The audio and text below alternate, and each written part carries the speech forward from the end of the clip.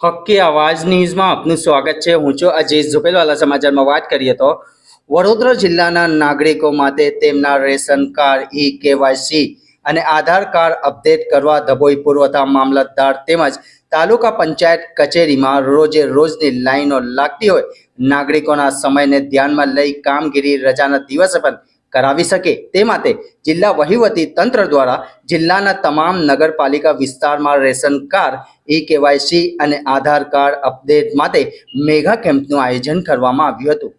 Report Rafiq Mansuri.